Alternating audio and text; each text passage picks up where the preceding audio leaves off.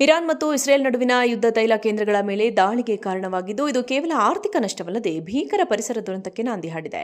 ತೈಲ ಬಾವಿಗಳಿಗೆ ಬೆಂಕಿ ಬಿದ್ದಾಗ ಹೊಮ್ಮುವ ದಟ್ಟ ಕಪ್ಪು ಹೊಗೆ ನೂರಾರು ಕಿಲೋಮೀಟರ್ ದೂರದವರೆಗೆ ಹರಡಿ ಜನರ ಆರೋಗ್ಯಕ್ಕೆ ಮಾರಕವಾಗಲಿದೆ. ಈ ಹೊಗೆಯಲ್ಲಿರುವ ಕಾರ್ಬನ್ ಮಾನಾಕ್ಸೈಡ್, ಸಲ್ಫರ್ ಡೈಆಕ್ಸೈಡ್ ಮತ್ತು ನೈಟ್ರೋಜನ್ ಆಕ್ಸೈಡ್ಗಳು ಶ್ವಾಸಕೋಶ ಮತ್ತು ರಕ್ತದ ಮೇಲೆ ನೇರ ಪರಿಣಾಮ ಬೀರುತ್ತವೆ. ಗಾಳಿಯಲ್ಲಿ ಸೇರಿದ ಈ ವಿಷಗಳು ಮಳೆನೀರಿನಲ್ಲಿ ಬೆರೆತು ಆಮ್ಲ ಮಳೆಯನ್ನ ಸೃಷ್ಟಿಸಿ ಶ್ವಾಸಕೋಶಗಳನ್ನು ಹಾನಿಗೊಳಿಸುತ್ತವೆ. ಚರ್ಮ ರೋಗಗಳು, ಕ್ಯಾನ್ಸರ್ ಮತ್ತು ಮಕ್ಕಳ ಆರೋಗ್ಯದ ಮೇಲೆ ಗಂಭೀರ ಪರಿಣಾಮ ಬೀರಬಹುದು. ತಕ್ಷಣವೇ ಸಾವು ಸಂಭವಿಸದಿದ್ದರೂ ದೀರ್ಘಾವಧಿಯಲ್ಲಿ ದೇಹದ ಅಂಗಾಂಗಗಳನ್ನು ಹಾನಿಗೊಳಿಸುತ್ತದೆ ಎಂದು ತಜ್ಞರು ಎಚ್ಚರಿಕೆ ನೀಡಿದ್ದಾರೆ. 1991ರಲ್ಲಿ ಗಲ್ಫ್ ಯುದ್ಧದ ವೇಳೆ ಅಮೆರಿಕ ಇರಾಕ್ ತೈಲ ಬಾವಿಗಳಿಗೆ ಬೆಂಕಿ ಹಚ್ಚಿದ ನಂತರ ಗಲ್ಫ್ ವಾರ್ ಸಿಂಡ್ರೋಮ್ ಕಾಣಿಸಿಕೊಂಡಿತ್ತು.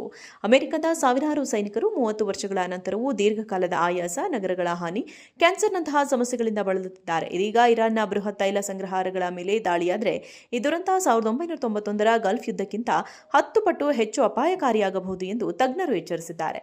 ಈ ಹೊಗೆ ಪರ್ಷಿಯನ್ ಗಲ್ಫ್ ದಾಟಿ ನೆರೆ ರಾಷ್ಟ್ರಗಳಿಗೂ ಹರಡಿ ಜಾಗತಿಕ ಹವಾಮಾನ ವೈಪರೀತ್ಯಕ್ಕೆ ಕಾರಣವಾಗಬಹುದು. ಭಾರತದವರೆಗೂ ಪರಿಣಾಮ ತಟ್ಟುವ ಸಾಧ್ಯತೆ ಇದೆ ಎಂದು ತಜ್ಞರು ಆತಂಕ ವ್ಯಕ್ತಪಡಿಸಿದ್ದಾರೆ.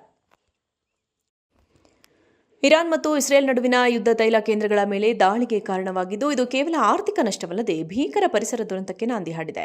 ತೈಲ ಬಾವಿಗಳಿಗೆ ಬೆಂಕಿ ಬಿದ್ದಾಗ ಹೊಮ್ಮುವ ದಟ್ಟ ಕಪ್ಪು ಹೊಗೆ ನೂರಾರು ಕಿಲೋಮೀಟರ್ ದೂರದವರೆಗೆ ಹರಡಿ ಜನರ ಆರೋಗ್ಯಕ್ಕೆ ಮಾರಕವಾಗಲಿದೆ. ಈ ಹೊಗೆಯಲ್ಲಿರುವ ಕಾರ್ಬನ್ ಮಾನಾಕ್ಸೈಡ್, ಸಲ್ಫರ್ ಡೈಆಕ್ಸೈಡ್ ಮತ್ತು ನೈಟ್ರೋಜನ್ ಆಕ್ಸೈಡ್ಗಳು ಶ್ವಾಸಕೋಶ ಮತ್ತು ರಕ್ತದ ಮೇಲೆ ನೇರ ಪರಿಣಾಮ ಬೀರುತ್ತವೆ.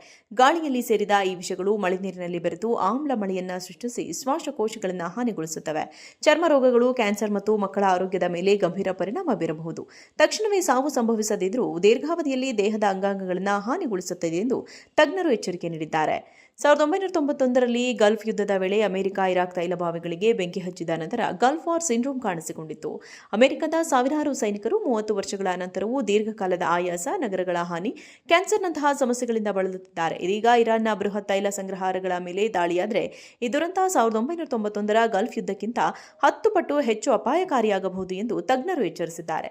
ಈ ಹೊಗೆ ಪರ್ಷಿಯನ್ ಗಲ್ಫ್ ದಾಟಿ ನೆರೆ ರಾಷ್ಟ್ರಗಳಿಗೂ ಹರಡಿ ಜಾಗತಿಕ ಹವಾಮಾನ ವೈಪರೀತ್ಯಕ್ಕೆ ಕಾರಣವಾಗಬಹುದು.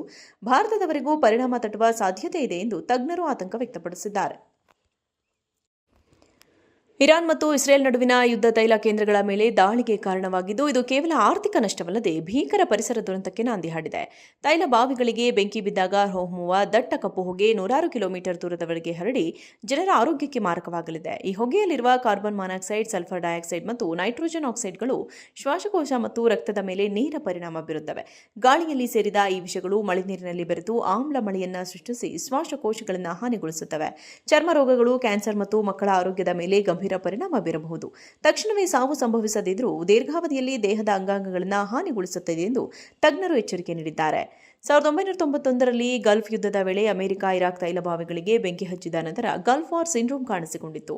ಅಮೆರಿಕದ ಸಾವಿರಾರು ಸೈನಿಕರು 30 ವರ್ಷಗಳ ನಂತರವೂ ದೀರ್ಘಕಾಲದ ಆಯಾಸ, ನಗರಗಳ ಹಾನಿ, ಕ್ಯಾನ್ಸರ್ನಂತಹ ಸಮಸ್ಯೆಗಳಿಂದ ಬಳಲುತ್ತಿದ್ದಾರೆ. ಇದೀಗ ಇರಾನ್ನ ಬೃಹತ್ ತೈಲ ಸಂಗ್ರಹಾರಗಳ ಮೇಲೆ ದಾಳಿಯಾದರೆ ಈ ದುರಂತ 1991ರ ಗಲ್ಫ್ ಯುದ್ಧಕ್ಕಿಂತ 10 ಪಟ್ಟು ಹೆಚ್ಚು ಅಪಾಯಕಾರಿಯಾಗಬಹುದು ಎಂದು ತಜ್ಞರು ಎಚ್ಚರಿಸಿದ್ದಾರೆ.